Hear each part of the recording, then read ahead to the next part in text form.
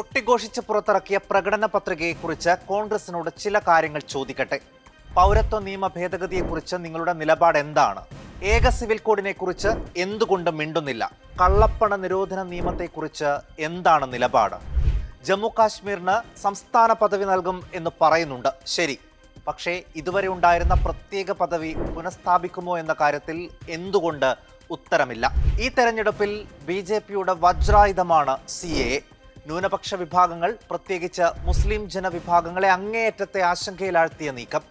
നിലനിൽപ്പിനായുള്ള അവസാന പിടിവള്ളിയായാണ് ഈ തെരഞ്ഞെടുപ്പ് പോരാട്ടത്തെ അവർ കാണുന്നത്. പക്ഷേ അതിനെക്കുറിച്ച് മൗനം പാലിക്കുന്ന കോൺഗ്രസിനെ എങ്ങനെ വിശ്വസിക്കും?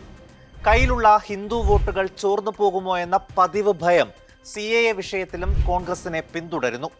2021 അസമിൽ വെച്ചാണ് രാഹുൽ ഗാന്ധി CAA-യെക്കുറിച്ച് അവസാനമായി മിണ്ടിയത്. എല്ലാ കാര്യങ്ങളെക്കുറിച്ചും പ്രകടന പത്രികയിൽ പറയേണ്ടതുണ്ടോ എന്നാണ് സംഘടനാ ജനറൽ സെക്രട്ടറി KC വേണുഗോപാലിന്റെ ഇന്നത്തെ ചോദ്യം. ശരിയാണ്, എല്ലാം പറയണ്ട, പക്ഷേ പറയേണ്ടത് പറയണം. CAA മാത്രം പറയുന്ന മുഖ്യമന്ത്രിയുടെ പാർട്ടിയാണ് കേരളത്തിൽ കോൺഗ്രസിന്റെ എതിരാളി. എന്തുകൊണ്ട് ദേശീയ നേതൃത്വം നിലപാട് പറയുന്നില്ല എന്ന അവരുടെ ചോദ്യത്തെ കോൺഗ്രസ് എങ്ങനെ നേരിടും?